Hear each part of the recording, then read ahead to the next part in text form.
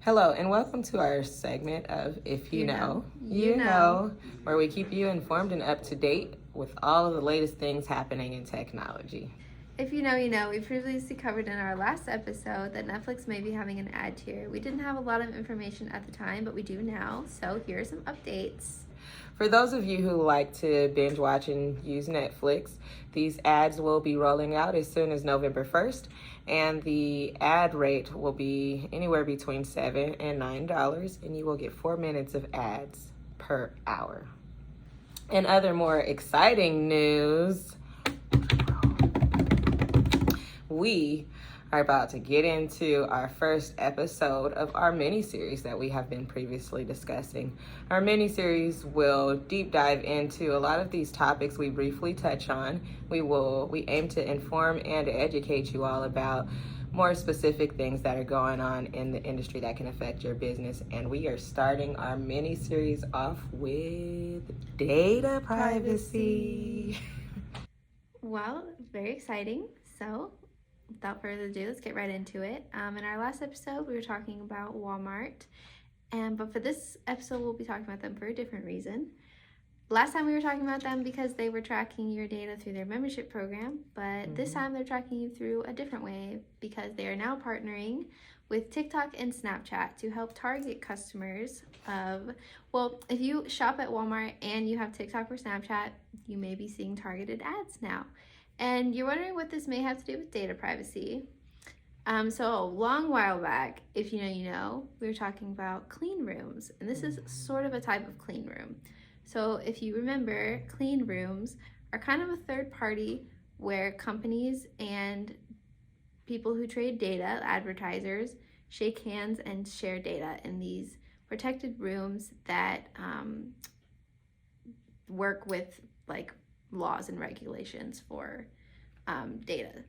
So doing it legally. Not selling your data, working in a partnership with each other. But in these, it's legal because it's in these protected rooms where nobody else besides them can see the data.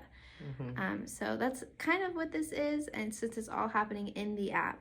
So you're being targeted in the app, but they're also using data from when you shopped at Walmart. So this is now being called, this type of partnership is now being called a loop measurement. In other news, if you know, you know, data brokers are real. What are data brokers, Fran? Oh my gosh, wouldn't you like to know? Data brokers are people who collect your data, people or companies, thank you, who take your data, they collect it, they buy it, whether it's from public record or it's from third-party companies such as like a credit card company, and they actually sell your data. Surprisingly, data brokers are not regulated by any federal laws, even though they literally sell data, but that might be changing. Yes, Kochava, I think that's how you pronounce it, a data broker company, was recently sued by the FTC for violating laws about selling sensitive location data. This can be tracking people who are leaving from sensitive locations that have to do with like health, such as like Planned Parenthood, for an example. So it is very unlikely that the FTC will win this lawsuit, only because it's really hard to regulate this industry. But if they do win, this could really change the future of enforcement on the data broker industry. Just like these, we have the cookies acceptance and stuff like that. Like, at least put some in place to where I know as a consumer or even a business, like, hey, I'm a data broker. We should know these people exist, like some sort of guide. That's the point of this lawsuit. Yeah, and for that reason, it's very important for you as a business owner to understand what's going on online when it comes to privacy policies.